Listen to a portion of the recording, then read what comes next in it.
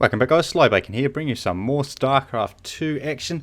Today we have a ZvT for you, and the reason I picked this match is twofold. One being this was actually my promotion match from Platinum to Diamond, so, whoops, sorry, spoiler alert, yes, okay, I do win. Second reason is it was a nice example of what to do when your roachling slash all-in does not work. Or you don't kill the person with your all-in. Yeah, so it doesn't really make it an all-in. My roachling attack did not kill him, which happens quite often, and generally speaking it's not an all-in, and you're not really trying to win the game at that point. Obviously if you win the game that's great, but you need to be able to transition out of that into something a bit more feasible later on if indeed you don't win at that first stage. So we have of course a Terran, bottom left hand corner, what's his name, Kathode? Kathode, yes, pretty good. But I thought I played the game quite well past the initial roachling aggression stuff, so I thought I did quite well, so it's a good video on top of that, as well as of course being promoted into Diamond. My first time ever above Platinum, yep, my first time ever above Platinum, so we're now of course into Diamond. I haven't played since, but mainly because the season's actually coming to an end. Excuse me, have a drink. I think the season's actually going to be finished and we're into the next season by the time this video comes out, or it'll be on the day of the new season starting, so there we go. So all pretty standard stuff from both parties. I am of course going to go for 15 hatch, again very standard versus Terran. And everything in his base looks pretty stock standard as well. Early gas, so probably a Reaper opening. I can't actually quite remember, it was a few days ago I played this match. I think it is a Reaper opening. Basically that's all I'm really checking for with this drone. And the reason we're checking on that is of course if we do see the gas, you sometimes want to just be a bit more careful. You can change your build and go to a pull first if you're on a smaller map. This is quite a big map, so we don't actually need to worry about that too much, and I don't actually get in there, so we don't have any scouting information whatsoever. So this is the exact same build that I showed you guys in, not the last video, but the one before, so everything's still stocked in. And here's the Reaper opening. Okay, from what I've seen so far, and from what I can hold off, your two Zerglings come out usually just in time, and then the Queens just a little bit later. Usually your Zerglings are enough to hold them off until you get your two Queens out, and then you should be fine with any Reaper aggression. Especially at my level. Of course, when you go up the levels and the micro increases, it might not be the same, but definitely where I play it, two Zerglings and two Queens is more than enough to hold the Reaper early stuff off, even with two Reapers. So what's going on? We'll have focus more on his base, because obviously I know what I did, I don't really know what he did. So barracks into command center, so not a greedy build, but greedier than most Terrans seem to be playing. Of course it's not a triple command center or anything silly like that. Right, so here comes the single Reaper, and we have our two Lings out, and you'll see the Queens are about halfway done. That's about normal, on your timings. So basically all you're trying to do is buy time until you can get those Queens out. I don't think I actually do a very good job on this match. No, our Queens are about to pop, we're fine. And with only one Reaper, it's easy enough to defend with the Queens. There we go, Reaper down. And as a Terran player, you don't actually want to lose that Reaper. You want to keep that Reaper for scouting purposes. So losing it's actually a big deal. It's not that big a deal if you kill drones or not. Of course, if you can kill a couple of drones, that's great. If you can't, you really just need to keep that Reaper alive. So you don't have to. So you have that scanning information. So you don't have to scan. That's what I was going to say. Have I actually spotted this? I don't believe I did. No, I didn't. I do have an Overlord over here. This map's quite. Hang on, sorry. Add-on complete. This map's quite funny because I want actually this Overlord to be here, which would give me a lot better vision. Where it is now, it's obviously easily killable by Marines if he picks it up. Again, 28 Roach Warren, 28 speed, 28 two Overlords, and then just pump Roaches and Lings. So everything's exactly the same as I have shown you in the last build. Pull off gas. I'm still toying whether pulling off gas is a good idea. Obviously, if you're pulling off gas, you can get more Zerglings, but it makes transitioning out of it a wee bit harder. So we will pause it just before the attack begins, and we'll just have a look at numbers and stuff like that. Because again, if you can't win the game with this push, you need to be able to do enough damage to make the push worthwhile.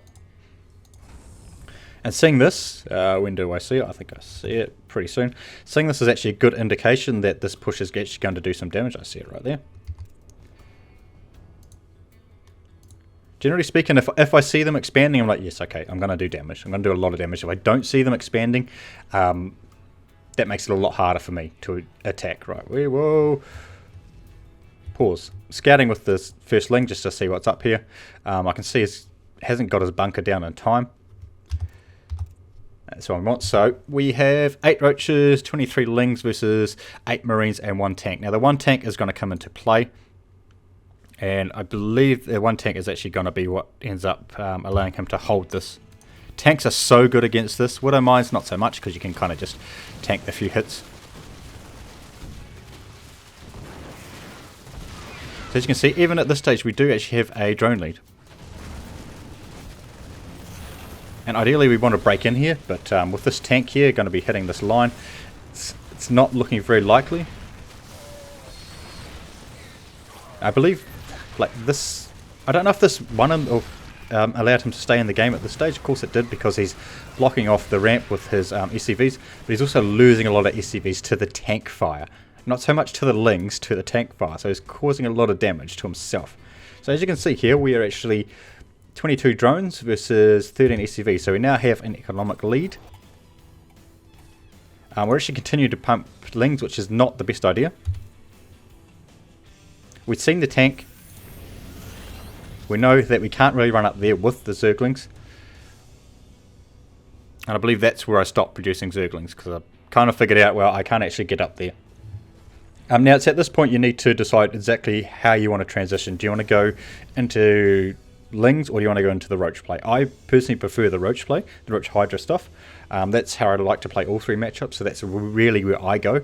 Occasionally I'll do lings, but not very often. And you can see I'm just pumping drones behind all this, and just sending a ling up just to check exactly what he does have. So we've got 10 drones in production, 2 Evo chambers to start some upgrades as well. So now we're up to 32 to 17, so you can see we're just really pumping those lings. Pumping the drones, sorry, not lings. And we should be going back into a double gas, yes we are. That's to help with our upgrades. Another thing we want to start to do is get a queen out and start that creep spread, because obviously we don't have any creep spread in the early game, so we need to work on that as well. Now how does a Terran react to this? You've got a couple of options. One is pushing. If this attack fails, build up an army of about this size and push. Because if I'm droning, I don't have a lot behind this. If I'm not droning, I can probably still break you, so you probably need to do something. But if I am droning, yeah, push. Push, please, push. I do lose occasionally with the counter push, counter attack, but not in this instance, of course. Now he's actually forced a lot of lings out and some spines, because I do think that push is coming.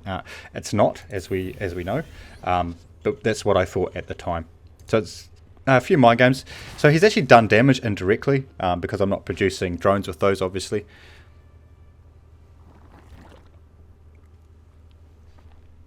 And this is actually terrible scouting. I actually have that. Sorry, I need to use something else. Yeah, he's come back out there, so I'm pretty sure he's not going to be attacking me at this stage. We have rank 1 missile upgrade coming through. 6 drones in production still. Lear on the way. Lear? Yes, it is a Lear. And an expansion to back that up. The expansion is in result of Cygnus. With that overlord. Can you actually see that overlord or not? Yes, you can. So he really needs to be taking care of that. It's plainly in view. Kill it! Kill it! Yes, kill it. So we will... not that one, that one. 38 drones to 24 SCVs. Units lost. What's the units lost tab? Help me. There we go. Almost dead even. Almost dead even. And we had the aggressive start from me. He's stabilised a bit. This is something I don't see a lot of pro-level players doing. I'm guessing it's because they're just better than me, but I always like to have static defense as much as I can. And the reason for this spine here is dropping over here is quite common on this map. And this overlord placement allows you to see quite a lot, obviously. And we finally got our creep queen out and starting upgrades as they become available. So I've got speed coming down now that Ali is finished. Hydrogen coming down as well. Melee upgrade on the way. Static defense is in place to prevent any drop play. The biggest concern that I have, because he hasn't pushed straight away, is he's going to start dropping to get himself back into the game. With the Roach Hydra, you don't have a lot of ways to shut that down, so you do really need the static defense. That was wrong. He does have Blue Flame, so Lings into Blue Flame doesn't really work. No upgrade started for him at this stage. Does he even have the Engineer Bay? Yeah, Engineering Bay down. What is structures? He has Armory down, yes. So obviously going mech style.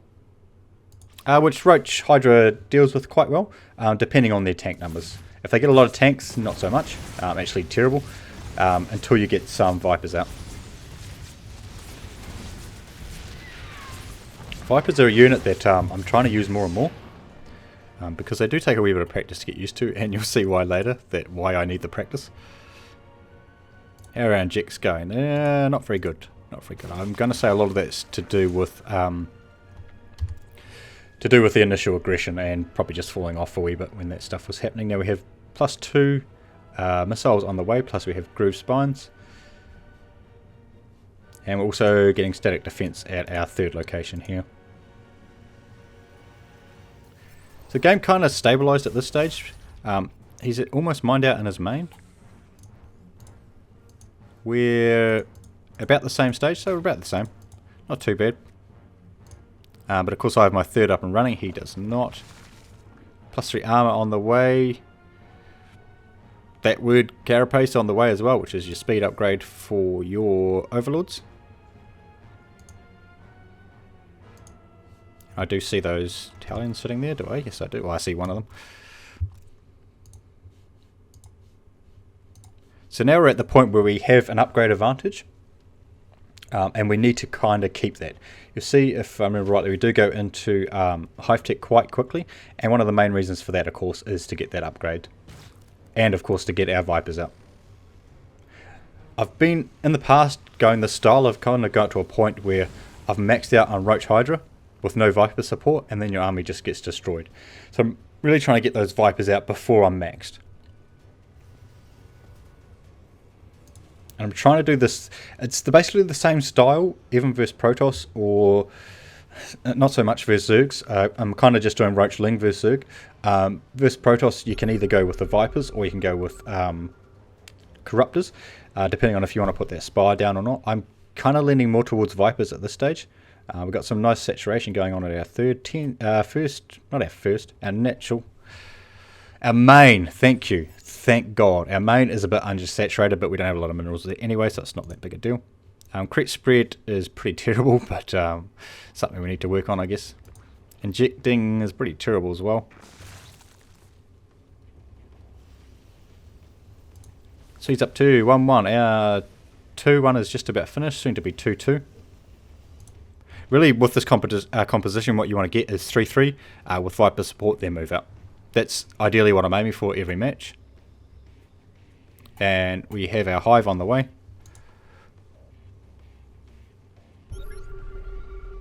The other nice thing with this combination as well, you can either, when you get to this stage here, you've got the option of either going to Swarm Hosts, or you've got the option of going to Ultralists and then start working on your melee upgrades. So we have the Spined Grooves coming out as well for our speed roaches, for our speed Hydras, I should say. He's just poking around with these Hellions, just being annoying. But unfortunately for him, this also lets me see what his upgrades are like. He can see what mine are as well, of course, but I can see his just as well. I'm throwing down some static defense in the midfield, and also getting some Evo chambers, etc., for our Vipers, which we know are coming on the way. So we're trying to time them so when these finish, the Vipers will be out, or roughly around the same time. We've also started to move our fourth in reaction to this. This Overlord should have been over there a bit further to obviously stop the landing, but that's okay. It still gave us vision. You see now he's actually taken a supply lead. Didn't quite realise that. I thought I was a bit further ahead. I've got 3 drones doing nothing at my third. Silly drone, do something! Oh, well oversaturated there, but that's fine because we've got our fourth up and running. We'll transfer soon. A bit of a run by with some Hellions. They're not going to do a hell of a lot versus a hatchery, even with the blue flame.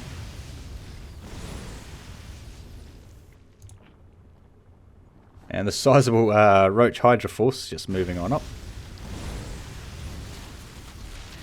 And we're basically just trying to split off and capture these guys in here. One gets away. Do we have anything to stop him? Stop him! Yes, we do.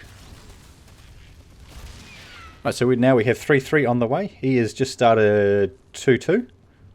Sorry, 2-2 is just about finished for him, 3-3, so he might actually hit when his 2-2 completes. We now have Vipers on the field. We are maxed out, and we're just going to bank out some energy. Again, we're really just waiting for this 3-3. And then we will move out for an attack. Overlord in there, just in case there's any Widow Mine stuff. I haven't seen any Widow Mines. Of course, when he started out, I would have seen them to start off with, but we did not see any, so still have a Overseer in there just in case. So here's moving out. He's moving out too early. Oh no, he's not. He's kind of timed that perfectly. Okay, sorry. He times it perfectly. Perfect move out time. I've seen this with this Overlord. It's granted me so much vision throughout the whole match. Just trying to see what's ahead. Right, now I want you to watch this. Right, so I've got 5 Vipers. All dead. No, sorry, I've got 2 left. I've got 1, 2 Blinding Clouds down, which stopped, obviously, the damage coming out from these guys. And that's it. That's all the use that those Vipers provided me. And as you can see, that's why I need more practice with Vipers, because I'm absolutely terrible with them. And I just absolutely crushed this army. There's just completely destroyed. And we're back up to 184 over 90. Good game, and that was my promotion match up to Diamond, guys. I thought I played it quite well. Obviously, there's a few things I still need to work on. Obviously, injects, getting that creep spread going, stuff like that. But hopefully you've enjoyed it anyway. Thanks for watching, and we will catch you next time.